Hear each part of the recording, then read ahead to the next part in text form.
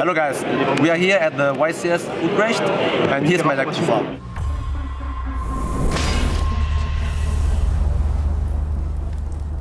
So my name is Dinh Khang Pham and I got to the top 64 and I played live twin sprite. So as the name sake, I play the live twin package as my normal summon. I decided to play 3-3 and not the tanky one because I didn't want to play the brick, the frost.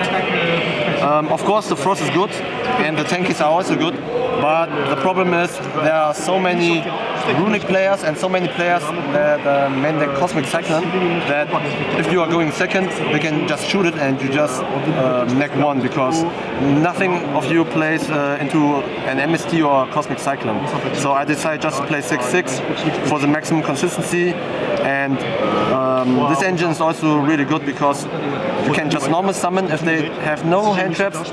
This engine goes into at least draw one and smash us and the full evil twin combo under elf. So it's really good if you only have this one and they have nothing. And then I play of course the SPRIGHT engine. This one is a must because every monster of you is really weak. The evil twins only have 1100, so you have to play pixies. And also in this deck you never use elf or gigantic for anything relevant, so you can just waste your elf summon for blue into pixies. It's always fine. And in the last second I decided to include one brick just for the utility, and it's Wind Up Kitten. It was really bad most of the time. I bricked multiple times because of this card, but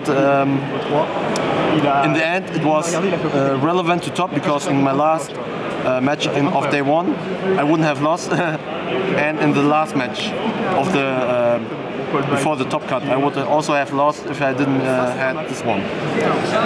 So from my spells I play the 3 starter, 1 smasher, and then now comes my spice. I don't play any monster hand traps. I play like the spell sprite. I play 3 cosmic for Mystic Mine, the tier field spell, back row and so on.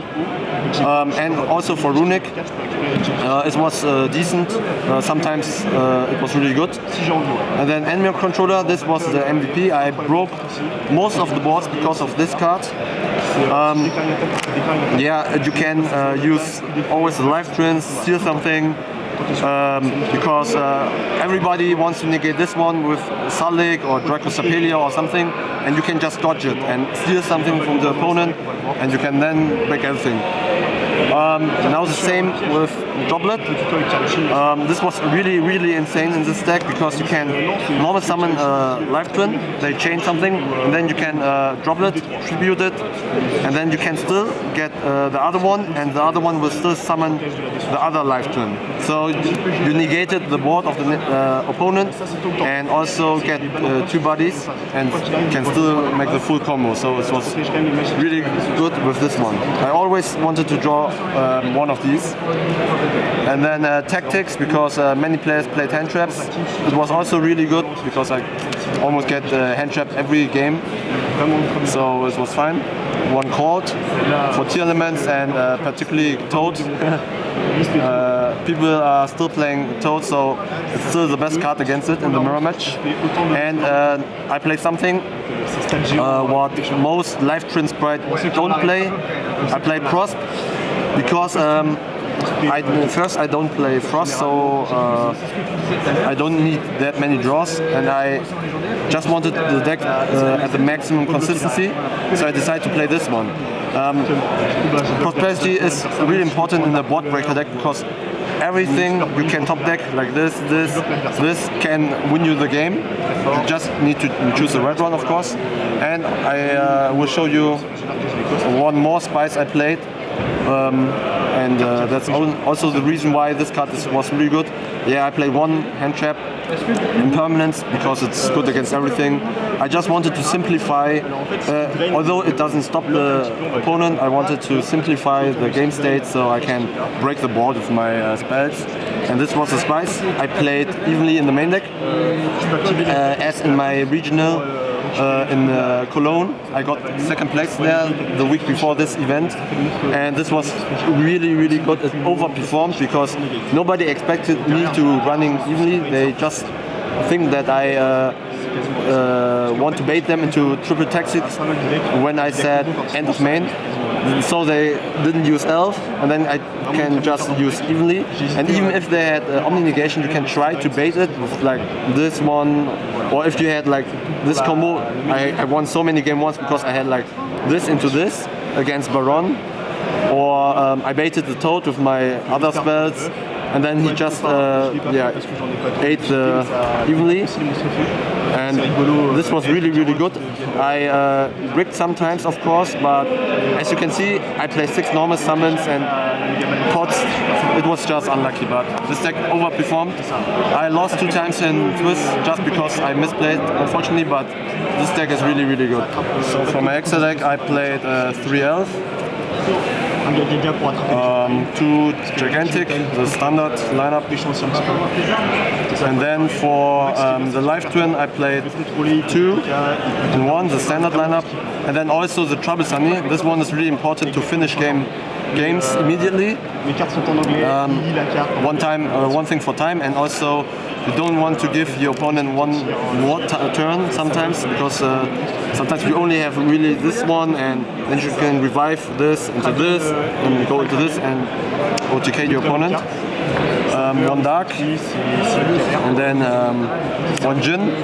Just in case if you do no live tune monsters, you can still make this one and set up a smasher or something. The Zeus package, this one was important if you play against combo tier. They cannot stop Zeus every time, so sometimes they just go into Avramax to protect the spell canceller, and you need something to crash into the Avramax, and this one is the only one I think who can do this, and then you can lose the entire field.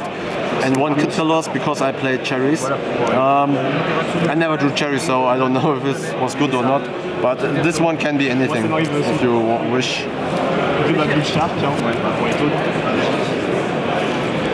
Number 41, il m'a pas trop servi. So my side was 3 Lockbird. This one, I thought about playing it in the main deck instead of impermanence, but I was afraid that I threw some games because I played a dead hand trap against particular matchups. But in hindsight, this is good against everything. I also sided almost against everything in. And yeah, you should play it.